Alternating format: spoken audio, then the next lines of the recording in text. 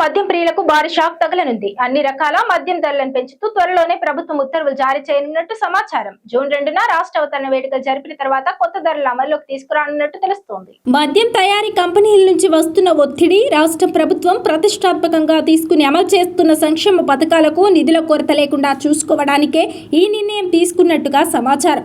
పశ్చిమాసియా యుద్ధం సమయంలోనే మద్యం తయారీ కంపెనీలు లిక్కర్ రేట్లను పెంచాలని డిమాండ్ చేసిన విషయం తెలిసిందే. విస్కీ, బ్రాందీ, బీరు ఇలా ఏ మద్యాన్ని తీసుకున్నా సీసం బాటిల్లోనే నింపుతారు.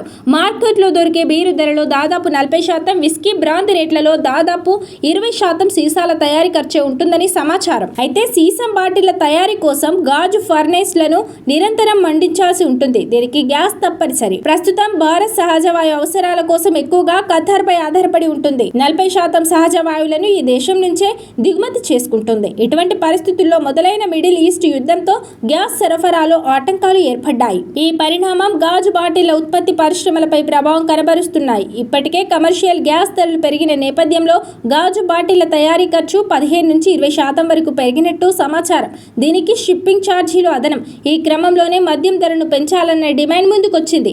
మరోవైపు ప్రజాప్రభుత్వం ప్రతిష్టాత్మకంగా తీసుకుని పలు సంక్షేమ పథకాలను అమలు చేస్తున్న విషయం తెలిసిందే. అయితే గత బీఆర్ఎస్ ప్రభుత్వం లక్షల కోట్ల రూపాయల అప్పులు చేయడంతో రాష్ట్రానికి వస్తున్న ఆదాయంలో సింహభాగం వడ్డీలు చెల్లించడానికే సరిపోతోంది.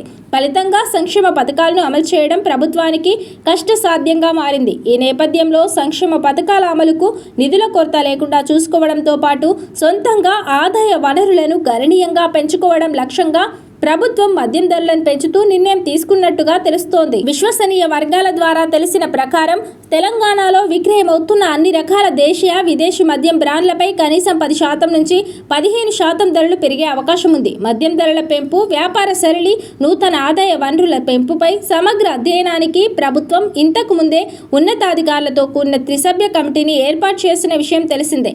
ఈ కమిటీ ఆంధ్రప్రదేశ్, మహారాష్ట్ర, కర్ణాటకల్లో అమల్లో ఉన్న మద్యం ధరలు, అక్కడి పన్నుల విధానాన్ని క్షుణ్ణంగా అధ్యయనం చేసింది. అనంతరం 25% నుంచి 30% వరకు ధరలను పెంచవచ్చని ప్రభుత్వానికి నివేదిక కూడా ఇచ్చినట్టు సమాచారం. అయితే ఒకేసారి అంత పెద్ద మొత్తంలో ధరలు పెంచితే సామాన్య, మధ్యతరగతి ప్రజల నుంచి వ్యతిరేకత వచ్చే అవకాశాలు ఉండడంతో ప్రభుత్వం మద్యం ధరల పెంపును 10 నుంచి 15% మధ్యలోనే పరిమితం చేయాలని నిర్ణయించినట్టుగా తెలిసింది.